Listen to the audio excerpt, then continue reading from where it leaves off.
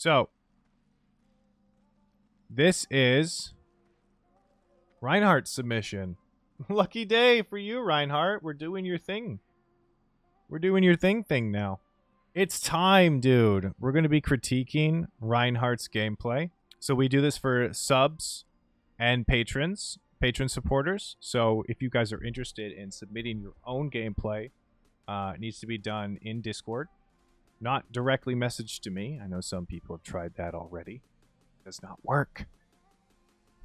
So, yeah, this is a new YouTube series that we're doing where Twitch subscribers and Patreon supporters can submit their gameplay via in Discord, and I will critique it. I will analyze it, pretty much everything that you're doing, and I'll do commentary over your gameplay, what you're doing right, what you're doing wrong, what you could work on, and stuff like that. And it's helped out a lot of people thus far, and I'm going to continue to do this kind of stuff. So today is Reinhardt's. He was a longtime viewer and supporter of the stream. Don't hold back. I can take it. Let's go, dude. Let's go. Let's do it. Starting off in Miss of Tirna Scithe already. I have something to say. You didn't start off the dungeon with Maelstrom, dude, and you're playing Storm Elemental without Maelstrom? Where's your turnip punching bag? Where's the mobs that you pulled?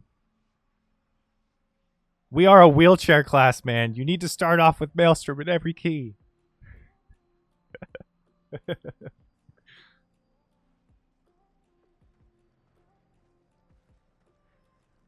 Okay. And you click. You click your abilities? Come on, dude. Don't click your abilities. Stop clicking your abilities. Stop doing it. Stop it. Why are you a clicker?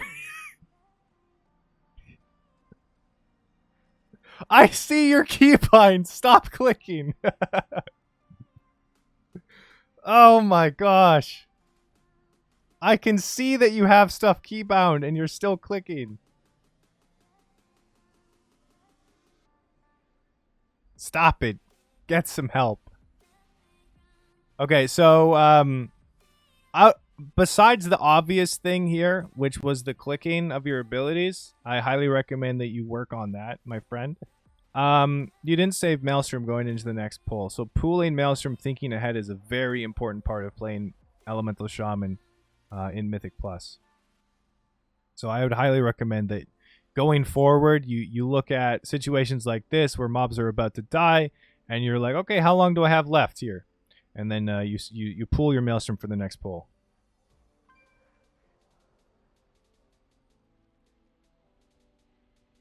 So you got 2 Flame Shocks out, and then you're going to Lava Burst. I actually would have... No, wait, that was 3 Flame Shocks. So you had 3 Flame Shocks out. So that's a pretty good amount of Flame Shocks for your Primordial Wave Lava Burst spread. That's a good interrupt on this Soul Bolt there. That's good. This guy's going to get Overgrown here, which is your healer. So you're breaking him out. That's really good. It's important to break out your healer. Wait, Meatballin's a druid. You should have left him in there. Never mind.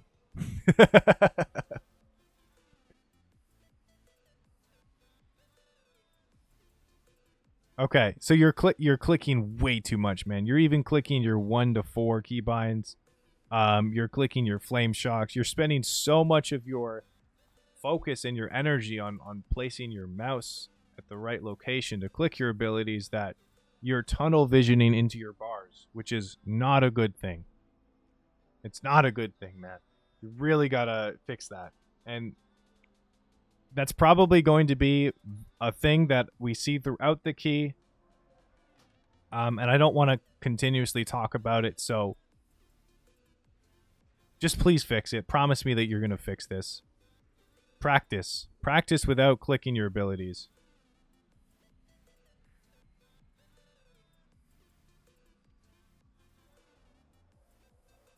I know it's going to irk a lot of people watching this video.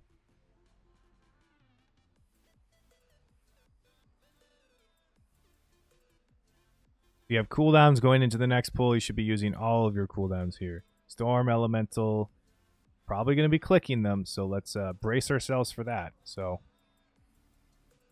Storm, Cap, Storm, Flame Shock, Chain Lightning.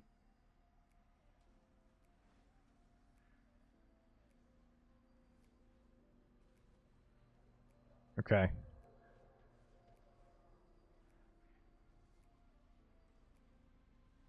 The way that you did your opener here, that's okay. You casted Stormkeeper first. You were clicking all of your abilities, though. Here's the thing about Primordial Wave. So, you can actually, on 4 targets, in your Primordial Wave window, when you're using something like Storm Elemental, and you're likely going to be using either Marrow Gemstone, which is Hymir, the Bonesmith, you can actually get 4 Flame Shocks out before you consume your Primordial Wave buff. And usually it works out where you're going to be Flame Shocking pretty much on cooldown during that window, but it's worth it because it is an increased damage once you actually Lava Burst. Outside of that Primordial Wave window, though, it's not worth the Flame Shock on cooldown. So keep that in mind. I can actually show you what that looks like. So, David, we're gonna fast forward this part of the clip. Okay. So let's pretend that this is a pack here, okay? Stormkeeper, Fire Element, or Storm Elemental, Flame Shock 1 target, Primordial Wave the second. And then I'm doing my burst here. Gonna tab target, Flame Shock. Okay. So we see that I still have 7 seconds left on Primordial Wave here. 3 Flame Shock out. Here's my 4th into Lava Burst. And usually you're going to have a Lava Surge proc there too. So that's a way that you can get 4 Flame Shocks out. And I also could have spent a little bit of extra time there Chain Lightning in between what I was explaining. So going into a pull, you'll Flame Shock first, tab target or swap targets, then Primordial Wave. Start your little burst. When Flame Shock comes off cooldown, you Flame Shock your 3rd target. You continue to do your burst. Okay, Chain Lightning into Earthquake. Okay. And then as Flame Shock comes off cooldown again, you Flame Shock the 4th target. Hopefully you have an instant cast Lava Burst.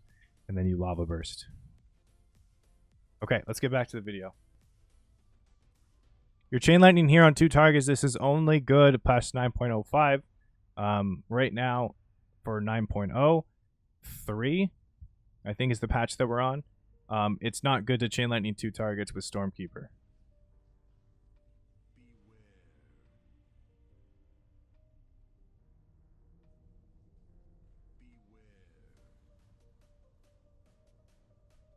But I guess if you want to keep this practice in play, it'll eventually be better to do the Chain Lightning on 2 targets. So, in 9.05. Alright, let's fast forward a little bit here. I like that you're flesh crafting in anticipation for Prideful. I hope you don't use any cooldowns on this guy.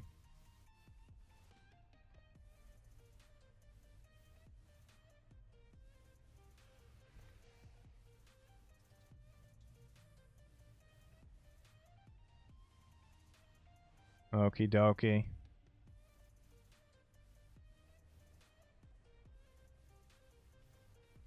Not really seeing anything too much here, aside from you not being stacked in the group. So, your shaman, your resto shaman in the group is using a lot of cooldowns for Prideful, and that's generally what they tend to do. But you weren't in Healing Rain, and that was the only real gripe that I had about this for what I saw. Okay, you Flame Shock into Lava Burst, and you're Chain Lightning again. You do not need to Chain Lightning on 2 targets right now. Not until 9.05. You really got to stop clicking too. You're doing cleave damage for no reason here when you should be trying to push Droman as fast as possible, especially since you have cooldowns up and available. So you don't really need to Earthquake here. I think Earthquaking in this position is very bad.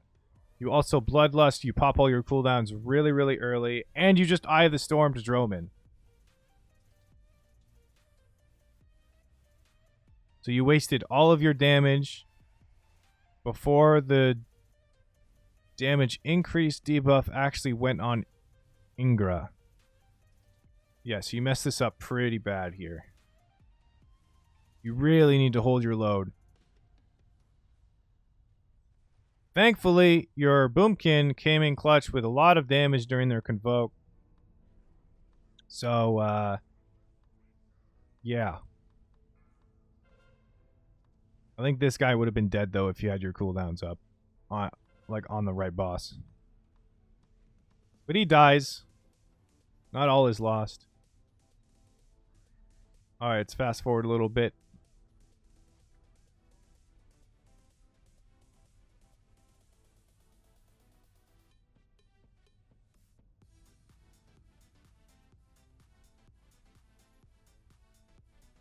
Okay, this is good because you noticed that you had enough Maelstrom or Earthquake before you press Chain Lightning. So that's actually good. You're paying attention to your Maelstrom levels here, which sometimes a lot of people won't. A lot of people just have this muscle memory thing where they go into a pull, they Stormkeeper, and they immediately cast Chain Lightning. But they were already really, really close to 60 Maelstrom, and so they overcap their Maelstrom and they waste a lot of Maelstrom by doing that because they're too trigger happy with their Chain Lightning. So you actually were really good here at stopping yourself from going too ham with the Chain Lightning and preemptively looking at your Maelstrom bar, saying, okay, I had enough Maelstrom, and dropped an Earthquake, and you didn't waste Maelstrom. So that's really good. Good job on that, man.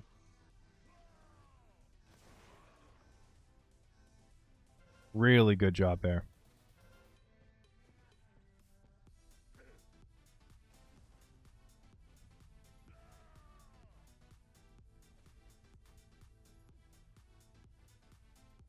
Okay, so this is a situation where clicking your abilities and not having @cursor macros was actually a huge damage loss, okay? So here you see that the tank, he's low, he's got a couple bleeds on him, he's stacking up Grievous, he's going to start kiting. Okay, this is a telltale sign of your tank is getting the fuck out of here and starting to kite. So as a shaman, even though we have Ursul's Vortex down here, you need to start planning the next couple GCDs. So Earthbind Totem into a Capacitor Stun would have been really, really helpful here. But the problem that you face is that you're clicking your abilities and then you're dragging your mouse to where you want to place them and then you're clicking again. Okay? And here the mobs start to spread.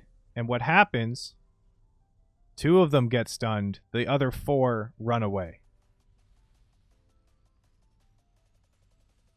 So now you have your Earthquake not being not under these 4 targets because your Capacitor Totem didn't keep them grouped together.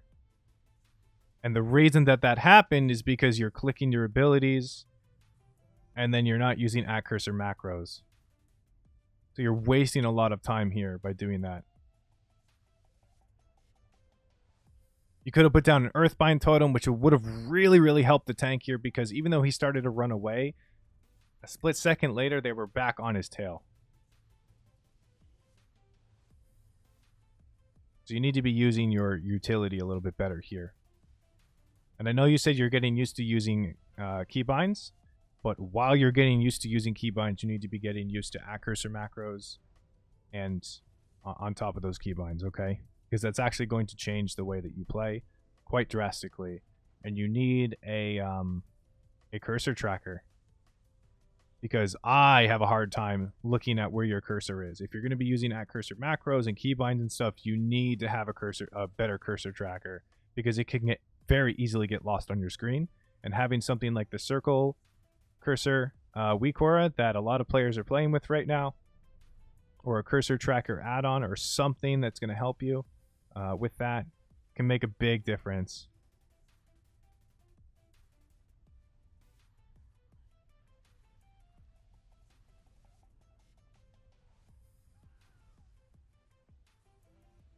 You died here because you were too close to melee, you just got frontaled, and then you released. So unfortunately, both of our Night Fae Covenants, this is really bad actually. You should not have released there. Our Night Fae Covenants did not press the Acorn, which changed the res spot, and now we have this problem. So how are you going to deal with it? Yep, you just have to invis pot. This is wasting a lot of time. Let's get you back to your team. You're prepping for the next pull. What do we got? We got Storm Elemental, we got Storm Keepers. You should be able to do a lot of damage in this pull. Especially because it's 4 targets.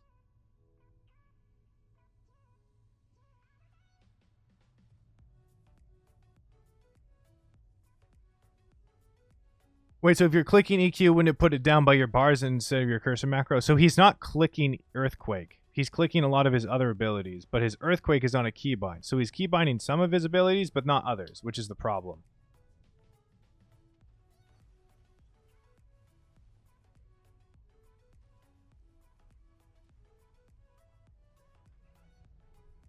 And he just went there because he's so used to clicking his abilities. He second guessed himself. I don't know if you saw that. But like right here, if you track his cursor, which is right here down by his bars, he's casting Chain Lightning, okay? He sees that he has enough Earthquake or enough Maelstrom to Earthquake here. He Earthquakes, but then he gets a Maelstrom reset. But now he's all the way back here, and he's like, oh shit, I got a Maelstrom reset. He goes to click his Earthquake because he's so used to clicking his abilities, but then he realizes, oh shit, my Earthquake is on a keybind. And if I pressed it there, it would actually go by my bars instead of where I need it. So then he comes back up to Earthquake again.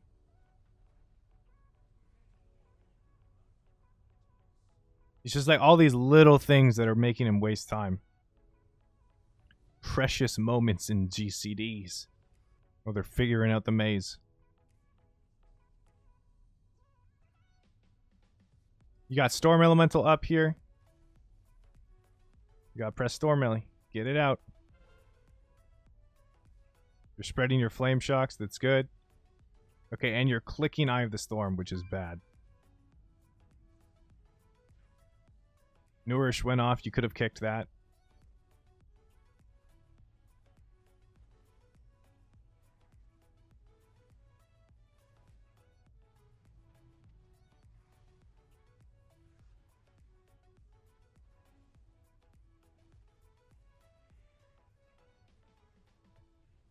Generally, I have a at focus macro kick.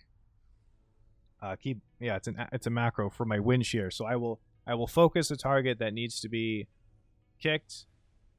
That is my assigned like kick order, right? And I have a macro for my wind shear that if a focus target exists, if I use wind shear, it will kick that target. Okay. That's a very easy macro. A lot of PvPers use it, and it's useful in PvE as well because a lot of the time when you're playing Elemental Shaman, you're constantly tab targeting, you're constantly spreading your Flame Shocks. You're not always going to be targeting the NPC or the mob that is your kick target. And so a lot better of a practice is to integrate a focus kick macro into your playstyle and then have a separate keybind that is an at cursor or a mouse over focus target that I use for a lot of things. That way it doesn't interrupt your gameplay, the way that you're doing your rotation. It's not interrupting that because you're like, oh shit, I have to kick. But like, yeah, you just kick. You kick off the GCD with wind shear. You don't interrupt your damage at all if you do it properly.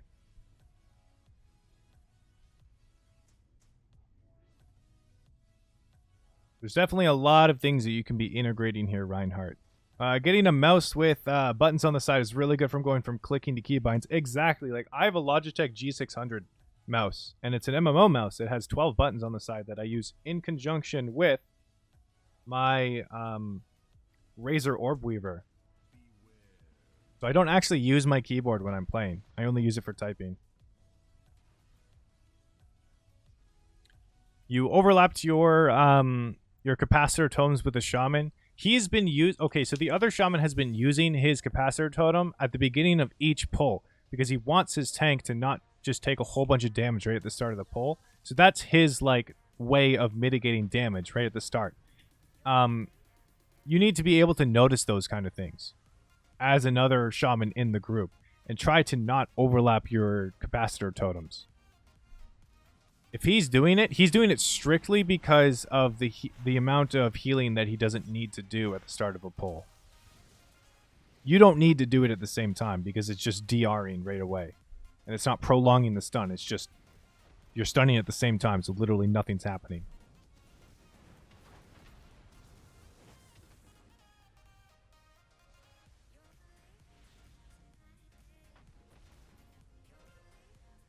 That was a really good dodge there. So you're using Storm Ellie here, which, based off the amount of rooms that... Alright, that was not a good dodge. So you use Storm Ellie here, but based off the amount of rooms that you've been in, it's likely that your next room is the boss. So, especially because of your prideful counter here. So I'm guessing you're going into the boss room next. Yeah. So you do end up going to the boss room. You don't have any cooldowns. Normally, I would have saved cooldowns for the boss here, especially because you're lusting off the pole. So, just based off of that alone, try and manage your cooldowns a little bit better next time.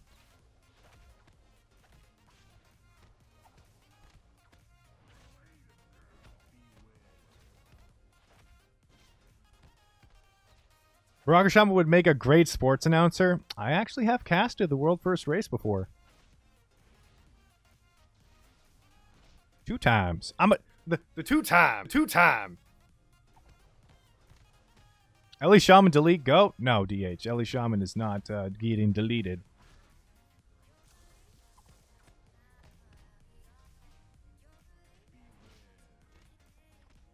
Oh, dodge. Dodge ball. Dude, you dodged the ball. Good shit. Am I a Leafs fan? Nope. There's a lot of Leafs here.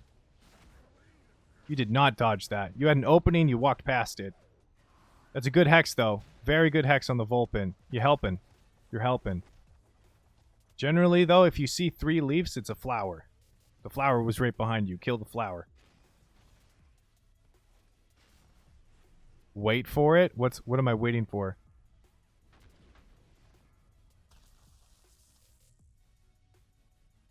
Brock loves Ottawa Senators. I actually do not watch any sports except for oh. I saw it coming. As soon as I saw the dodgeball, I was like, he's not moving. He's finishing his cast. He's getting greedy. And then the onk. Oh no. 30-minute cooldown, man.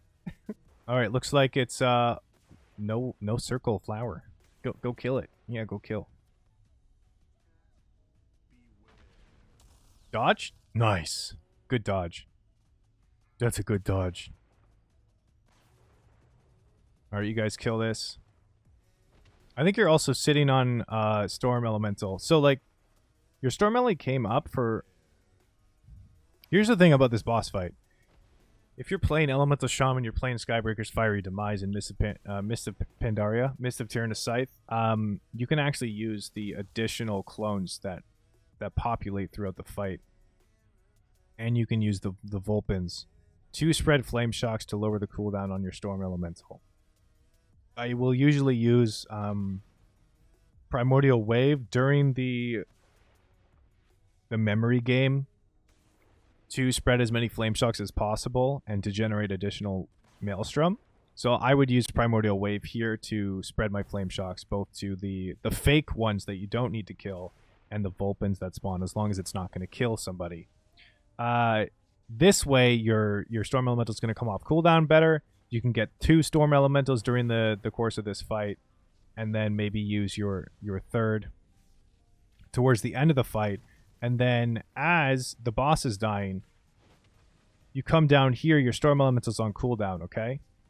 And then you use these 3 mobs to reset the cooldown on Storm Elemental, rather than using Storm Elemental here, okay, on just 3 mobs. You don't use Storm Ele here. The way that it would be better timed is having it on cooldown at this point, and then you have Storm Elemental for the next pull, which is usually 2 packs of mobs, which is quite a lot. It's like 18 mobs if you count all of the little guys, right? And so your Storm Elemental would be better utilized for the bigger pull that's coming up next. But instead you use it here,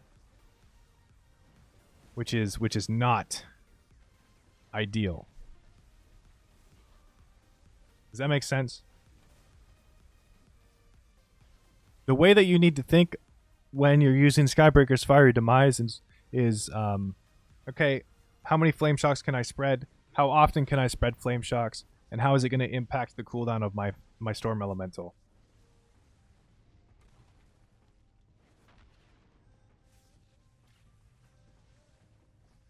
Playing Elemental Shaman is 75% planning ahead. 25% in the moment action. Okay. Kind of sucks getting advice from someone like Barokoshama. LOL, not easy to be on top. You think you are doing well and not so much. I think everyone can definitely get some constructive criticism from other people. Even myself. Like, I am not in any way perfect in my gameplay. I mess up sometimes too. But it's also really good to record yourself and then look back at your own footage and then also learn from your own mistakes that way, because when you're in the moment, you can't necessarily pick out the mistakes that you're doing, the small things that you could adjust. And so when you look at your own footage, you can pause it, you can rewind, you can look at every little nook and cranny of what's going on, right? And then you can better pick apart your mistakes, what you did well, what you can continue to do going forward. My point of view is definitely just like, I have a way of thinking every single time that I go into a dungeon, the way that I'm going to be doing things. And it's not necessarily always exactly the same thing, but I generally will do what is the optimal play 85 to 90% of the time.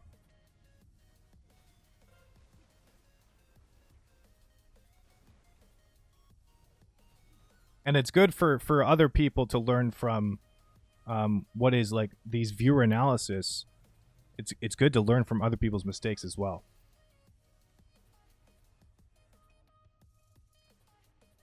So you got Storm Elemental going into this pull. This is good. You start with the Cap Totem. That's okay. I think that's a waste of GCD because some of these mobs will die really, really quickly. And you are a clicker, so you're clicking a lot of your abilities, which means you use time over here on the Capacitor Totem instead of prepping your burst.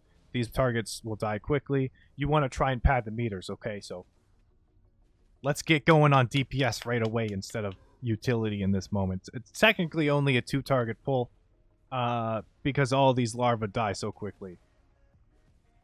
That's a little bit of a meme. Don't always pad your damage, but like in this situation, it's kind of funny.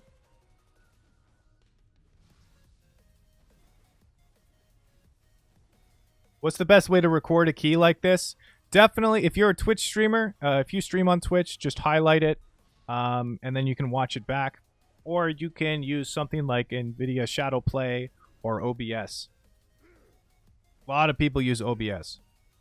Also, this is kind of like the halfway point. If you guys are interested in submitting a video for analysis, critiques, and commentary, I only do videos like this for Twitch subscribers and Patreon supporters. You have to connect your Discord to your Twitch account, or your Patreon to your Twitch account. Not to your Twitch. Your Patreon to your Discord if you are a supporter of the stream or the content, and then you can submit it into the sub and Patreon supporter only sections of my Discord.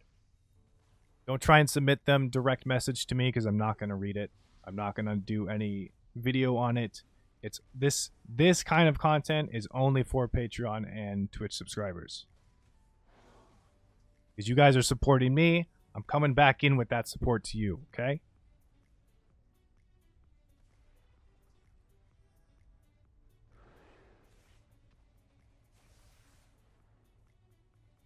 Ooh, you're getting really close to this guy. Nice health pot, though. Okay, you're coming up on killing this guy here. Let's finish off with a Frost Shock. So we got Stormkeeper coming up on this pull. You might even pull the flyers as well. Hopefully you don't. I would definitely start off with precasting Stormkeeper into start spreading your Flame Shock. You are going to end up pulling these flyers in the sky. So this is where I would also start to drop your AG. You have not used Ancestral Guidance once. I've seen it on your bars. I've never seen it on cooldown when you're using your actual offensive cooldown. So you need to start pairing your Spirit Walkers, not your Spirit Walkers, your Ancestral Guidance with your burst cooldowns. Especially at a time like this where you pull multiple mobs and then by accident or it was on purpose, right? A lot more damage is going out. That is a prime time during your cooldowns to also pop Ancestral Guidance. Your Storm Elemental came up during this fight as well. You didn't use it. Aside from that, it's just kind of like you clicking your abilities, A lot of damage is going out. You had capacitor. You used capacitor, which was fine. I think an Earthbind totem would have been good at some point too, though. This healer's doing a really good job of keeping everybody alive, though, especially with the Reavers flying around and putting poisons.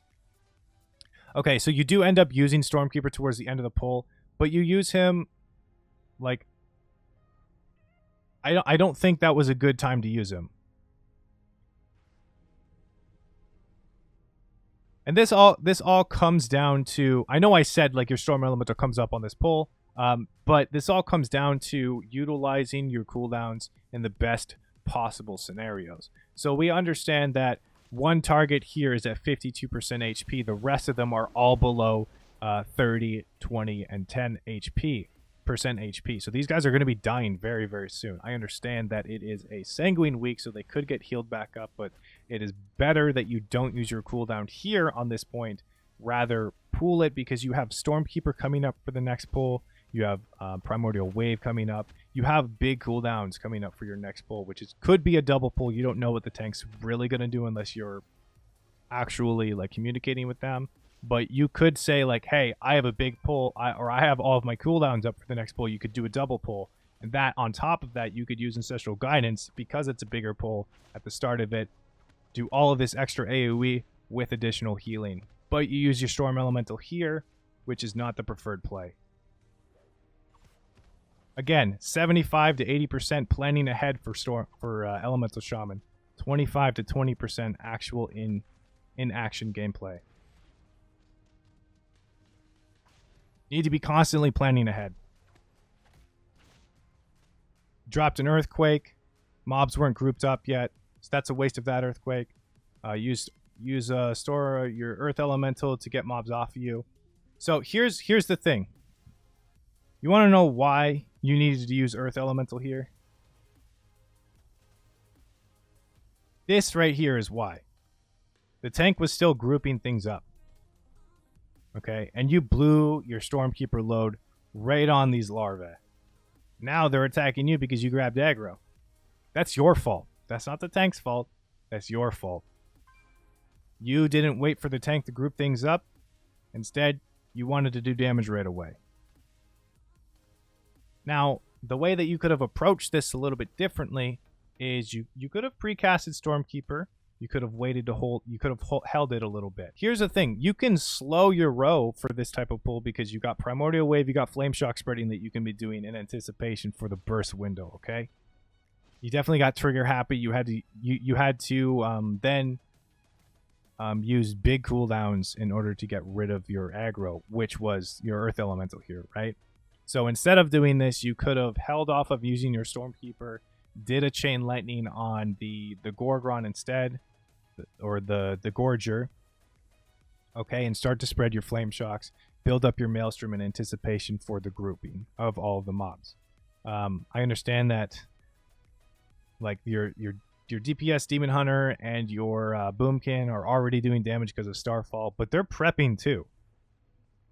Everything's not grouped up yet. They're prepping. The Boomkin's spreading his dots. He's using Starfall, okay?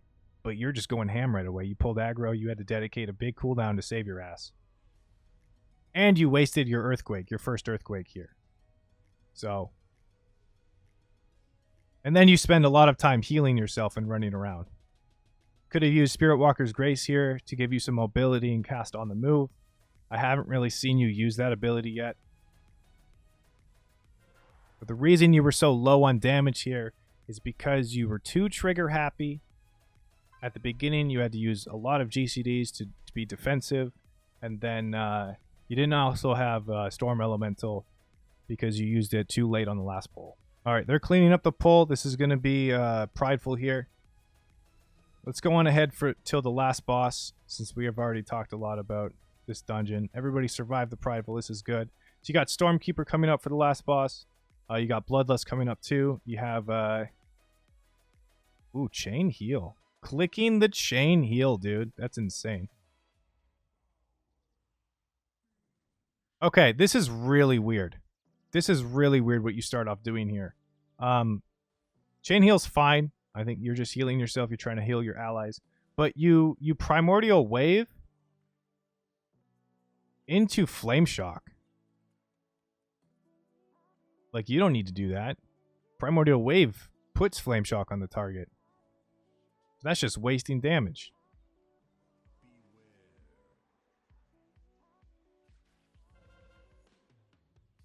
Gotta make sure that Flame Shock is up. Yeah, double check.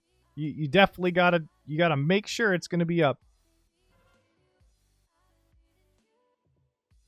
And then you Flame Shock at 12 seconds. Okay, so here's the thing. You're spamming your lightning bolts here, but you're at low stacks of your Storm Elemental buff. And your Lava Burst is getting its second stack here very, very soon. So maybe you're so stuck in the BFA playstyle of Storm Elemental, but you're letting your Lava Burst stack way too much here. And then you also Flame Shock. Never mind, you didn't Flame Shock at 12 seconds. You Flame Shock at 6 seconds, which isn't bad, but you wouldn't have wasted your Lava Burst here.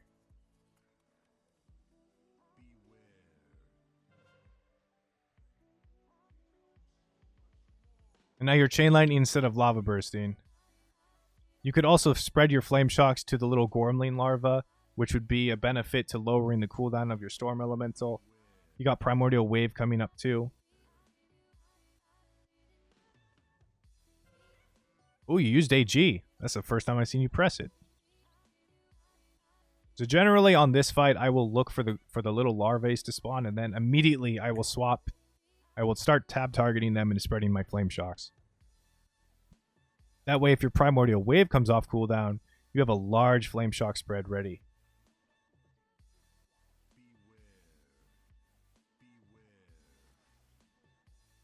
You got Consumption, so you're going to go through the shield. Okay, you're interrupting. That's good.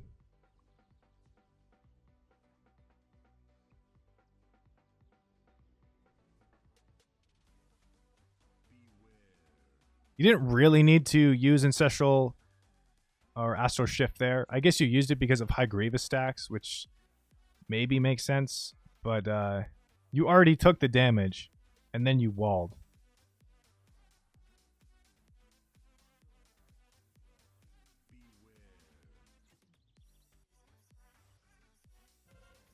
Oh, he uses Ancestral Guidance now, or Spirit Walker's Grace.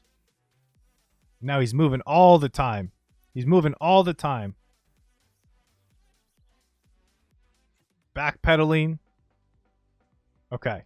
I backpedal too sometimes. It's okay. All right. So, Reinhardt, definite things that you can improve. Stop clicking. Okay. Get your keybinds in order. Start using @cursor macros. All right. Better usage of planning your cooldowns. That includes Flame Shock spreading. Okay, to lower the cooldown of your Storm Elemental a little bit better so it lines up on specific parts of the dungeon where you need it. But the biggest thing that's going to yield the biggest damage increase for you is to stop clicking your abilities. Stop clicking your abilities. Get the muscle memory in order for your keybinds. That's the biggest thing. Okay? You don't need to do all of what I'm saying at once and make it overwhelming. But man, if you did it and you come back to a miss the next time and you see the difference between 2.3k, or actually, what was your overall?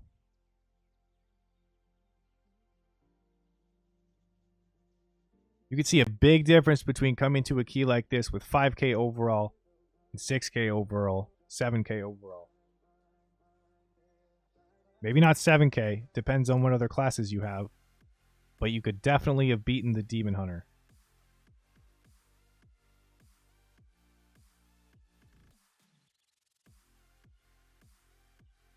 All right. Hiding action bars is a good idea. I think it's a good idea if your UI is clean. Or your UI is not clean. If your UI is pretty clean, like I like my UI, and I think mine's pretty minimal.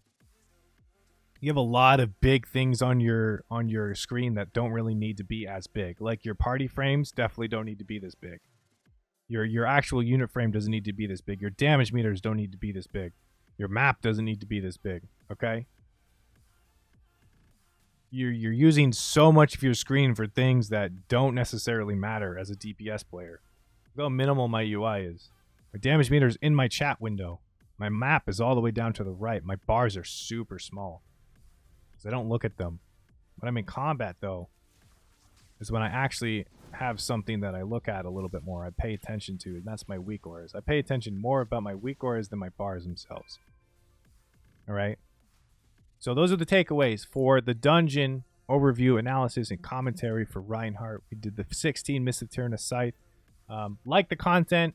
If you guys like the content, like the video, comment down below what you think I should do next. I'm going to be releasing some boss videos as well for Castle Nathria for some of my viewers. And if you want to participate in this type of content and submit your own videos for analysis, critiques, and commentary, like I said before, you have to be either a Twitch subscriber on twitch.tv/Barokoshama, where I stream almost every day. Come check me out. Come say hi. Or you can be a Patreon supporter, and I'll link all that in the description of the video down below. And once you guys link up all your stuff with your Discord, you'll have access to the sub-only and Patreon-only Discord channels where you can submit your YouTube critique submissions, okay? So, thank you so much for watching. I hope you enjoyed this content. We'll be releasing more. Until next time, keep calm and mail Serban.